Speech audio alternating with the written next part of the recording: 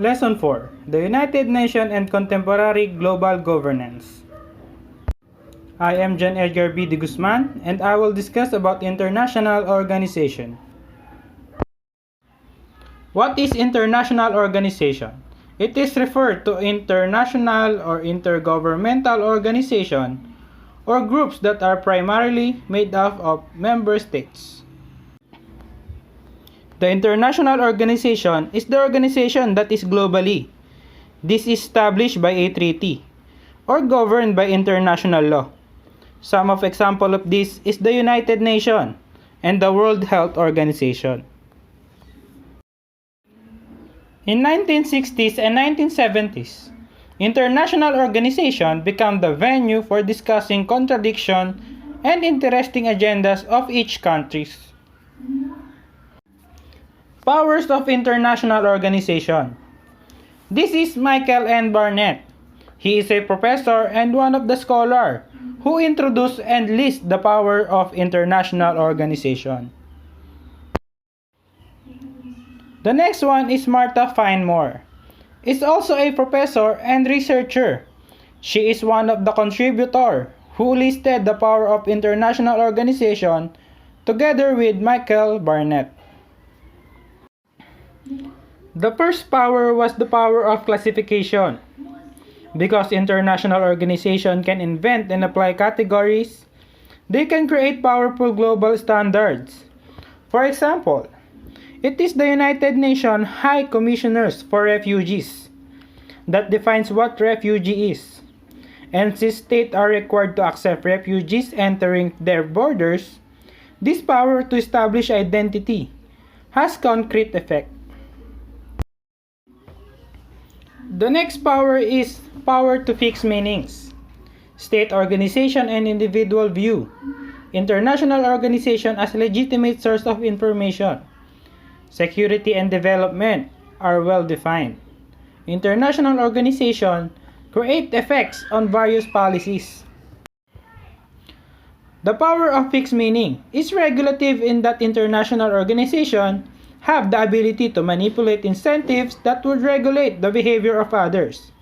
Authority is consecutive in that international organization create and define social reality such as classifying the world, fixing the meaning and rules. For example, the United Nations has started to define security as not just safety for military violence, but also safety for environmental harm. The last was the power to diffuse norms. International organizations spread ideas across the world to establish global standards. They are independent, that is, considering expert in various fields. According to the emphasis of Barnett and Fine-Moore, international organization was the missionaries of our time. Power to diffuse norm. This possesses a potentially fruitful new avenue of inquiry into why and when international organizations behave as a norm diffuser. For example, is that the use of nuclear weapon is unacceptable and resort of an uncivilized society or state. I'm Charles Lionel David and I am going to discuss about the United Nations. UN, or known as United Nations, is the most prominent international organization in the contemporary world. After the end of World War II, countries are worried about another global war, so they push to have an international league. Nangangamba sila na magkaroon ulit ng panibagong gera pagkatapos ng World War II. Kaya pinilit nila na magkaroon ng isang organisasyon o international league. At ito ay nahahati sa 5. Number 1 is the General Assembly or the GA. It is the main deliberative policy and making representative organ. Annually, GA elects a GA president to serve a 1-year term. The Philippines played a prominent role in the GA early years, when Filipino diplomat Carlos P. Romulo was elected a GA president from 1949 to 1950. Dito sa General Assembly, sila yung mga nag-decision tungkol sa seguridad o kalayaan o pagkalaya o pagdesisyon sa mga budget o mga bagong miyembro. Number 2, Security Council. Security Council lead in determining the existence of the threat to the peace or an act of aggression. They help both parties of dispute to settle for an agreement and to maintain the peace. The Security Council consists of 15 members that has 2 years term, and 10 out of 15 will be elected by a GA president. The other 5 is the permanent P5. They are China, France, Russia, US, and UK. These states have been permanent members since the founding of the United Nations and cannot be replaced. So basically, Security Council authorizing the use of force to maintain or restore the international peace and security. Number 3 is the Economic and Social Council or ECOSOC.